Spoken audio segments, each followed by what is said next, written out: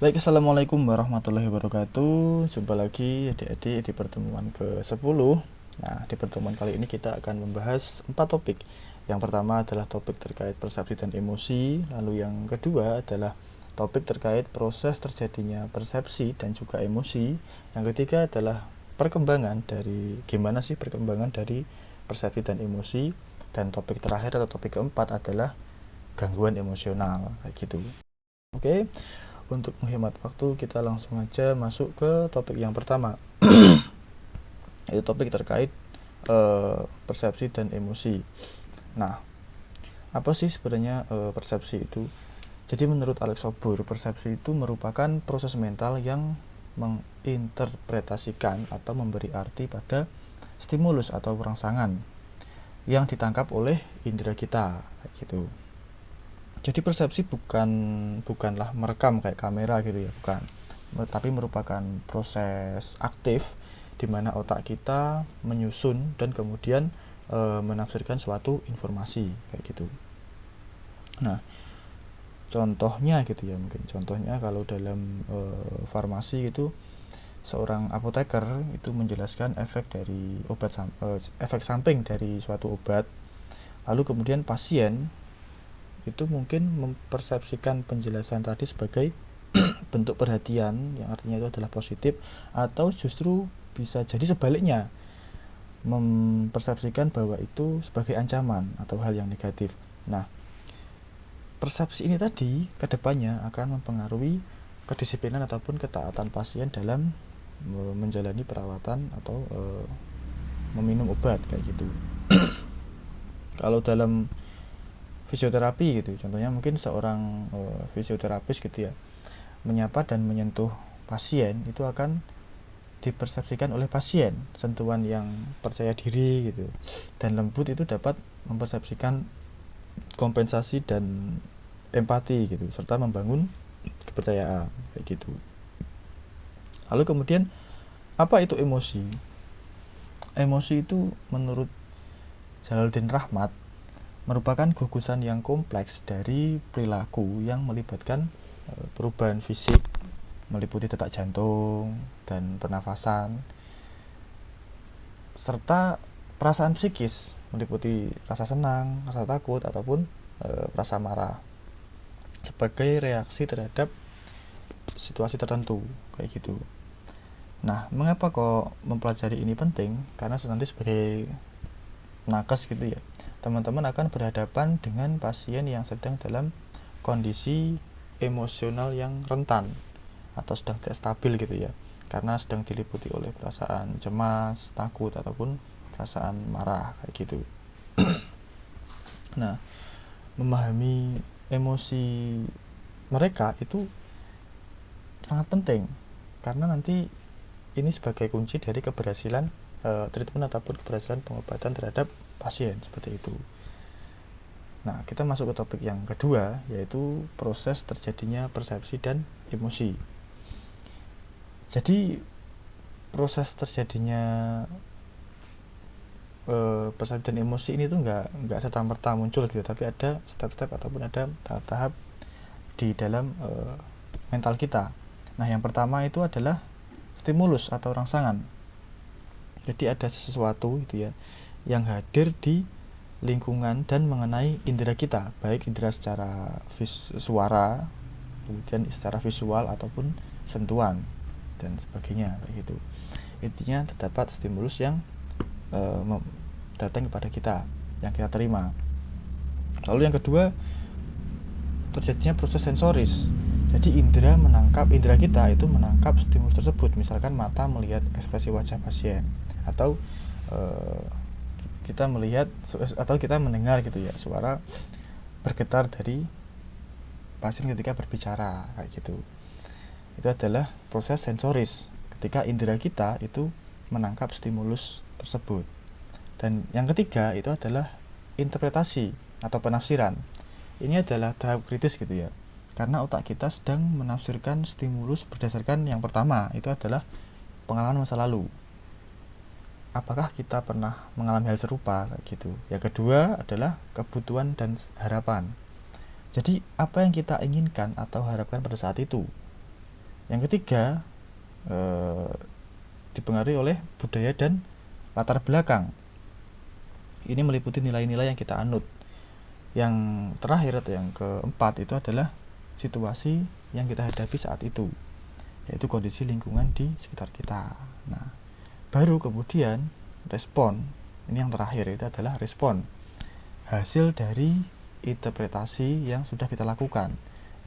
Ini akan menghasilkan persepsi yang kemudian diikuti oleh respon perilaku ataupun respon emosional, seperti itu. Jadi sederhananya ya skemanya gitu ya, stimulus diterima indera, terus diorganisir dan diinterpretasikan dalam otak, lalu persepsi, dan terakhir respon, kayak gitu.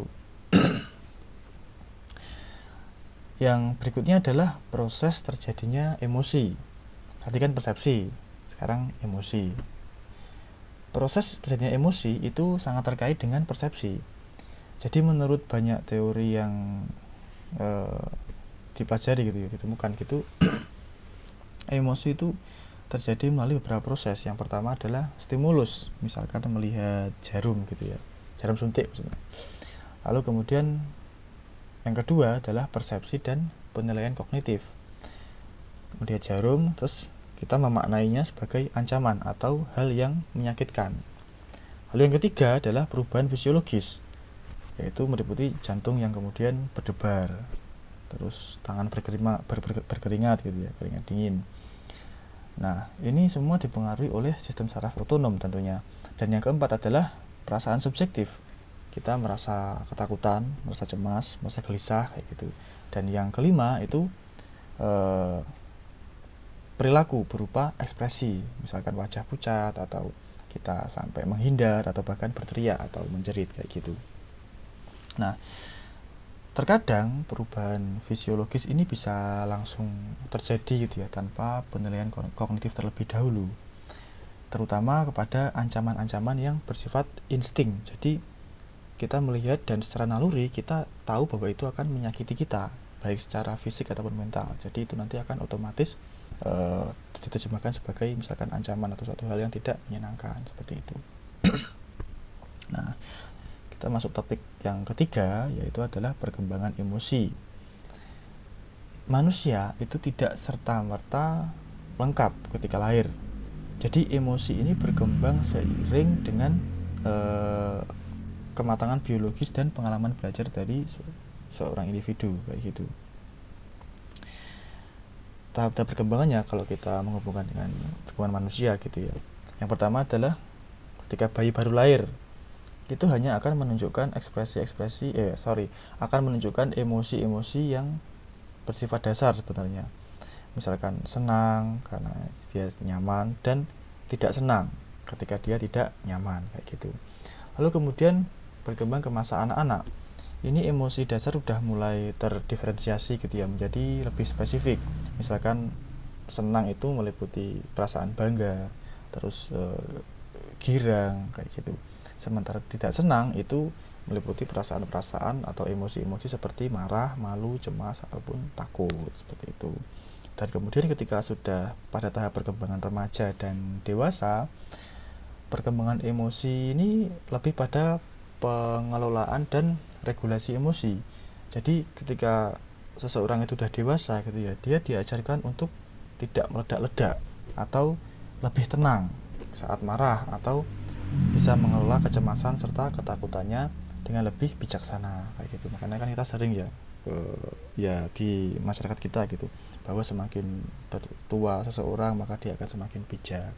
Atau kadang ketika ada orang yang sudah dewasa atau sudah berusia ya matang, dianggap matang, kemudian melakukan hal yang nyeleneh, kadang kan juga di sarkas gitu, wis tuwek ra beneh gitu, atau wis tuwek cek koyo cah cilik ya, seperti itu. Karena memang ketika sudah pada tahap remaja dan dewasa, kita diharuskan untuk bisa meregulasi emosi atau perasaan-perasaan dalam diri kita dengan lebih baik, untuk bisa selaras dengan nilai-nilai dan norma sosial yang ada di sekitar kita, seperti itu. Nah, untuk peran pembelajaran gitu ya, yang pertama adalah conditioning. Itu seorang anak yang pernah trauma dengan suara keras mungkin akan mengembangkan rasa takut atau bahkan ke fobia kayak gitu. Berikutnya adalah observasi atau pengamatan peniruan, lebih tepatnya pengamatan dan peniruan.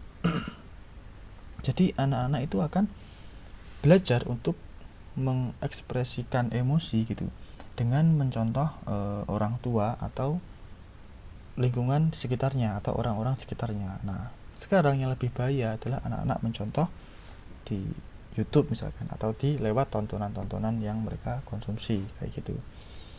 Nah, sebagai mahasiswa kesehatan memahami bahwa emosi seorang pasien gitu ya bisa berasal dari pengalaman ataupun masa lalunya, itu akan membantu teman-teman untuk lebih empatik dan tidak mudah menghakimi pasien seperti itu gitu. Nah, berikutnya adalah topik yang berikutnya, ada topik yang keempat adalah gangguan emosional. Jadi gangguan emosional itu adalah kondisi di mana respon emosi tidak lagi adaptif dan malah mengganggu fungsi kehidupan sehari-hari seorang individu. Menurut Widyatun itu ada beberapa bentuk gitu ya dari gangguan emosi. Yang pertama adalah kecemasan atau anxiety. Ini adalah perasaan khawatir, gelisah ataupun takut yang berlebihan, tidak proporsional dan dengan ancaman yang ada. Nah, ini dapat memicu gejala fisik seperti gemetar, terus pusing, jantung berdebar-debar gitu. Padahal situasi yang dihadapi sebenarnya tidak separah itu kayak gitu. Yang kedua adalah fobia. Fobia ini merupakan rasa takut yang sangat intens, lalu juga irasional atau nggak masuk akal, dan menetap terhadap objek atau situasi tertentu.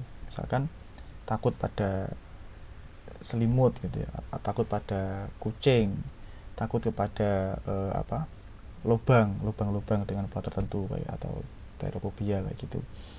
Jadi objek-objek yang menurut kebanyakan orang itu ya biasa aja, bagi orang tertentu dengan gangguan fobia itu bisa sangat menakutkan. Maksudnya bisa benar-benar takut sampai ya pingsan juga kayak gitu, parah sekali. Nah, yang ketiga adalah depresi. Ini merupakan gangguan mood yang ditandai dengan perasaan sedih yang sangat mendalam dan berkepanjangan gitu. Terus juga kehilangan minat, lalu energi yang sering turun, putus asa, dan pikiran yang merujuk kepada kematian. Ya pengen bunuh diri terus kayak gitu. Nah, yang keempat adalah gangguan somatofom, yaitu gangguan di mana terdapat keluhan gejala fisik gitu ya, seperti nyeri, kemudian lemas, lalu tidak dapat, yang itu nggak bisa dijelaskan gitu. Ini diduga kuat nggak bisa dijelaskan secara medis maksudnya ya, yang mana ini diduga kuat berasal dari faktor psikologis seperti stres ataupun kecemasan yang berkepanjangan. Nah, sebagai nakes ini sangat penting gitu untuk menyadari hal-hal seperti ini agar tidak terjadi salah diagnosis kayak gitu. Nah, sebagai mahasiswa ini penting untuk diingat, tugas teman-teman itu bukan untuk mendiagnosis gangguan emosional ya. Jadi tujuan untuk mempelajari ini itu adalah untuk meningkatkan kepekaan bahwa perilaku pasien itu bisa jadi merupakan gejala atau tekanan emosional. Nah, peran teman-teman itu adalah berkomunikasi dengan empati, mendengarkan secara aktif, dan merujuk ke tenaga profesional seperti psikolog ataupun psikiater jika teman-teman merasa ada kecurigaan akan gangguan yang serius, misalkan bipolar ataupun depresi kayak gitu. Karena memang kalau ini tidak segera ditangani dengan baik ya, pada beberapa kasus gitu ya, itu akan ya sampai ke kehilangan nyawa terhadap pasien yang menderita hal seperti itu kayak gitu. Oke, sudah selesai ya untuk materi 10. Sampai jumpa lagi di pertemuan ke 11. Tetap semangat dan sekian. Wassalamualaikum warahmatullahi wabarakatuh.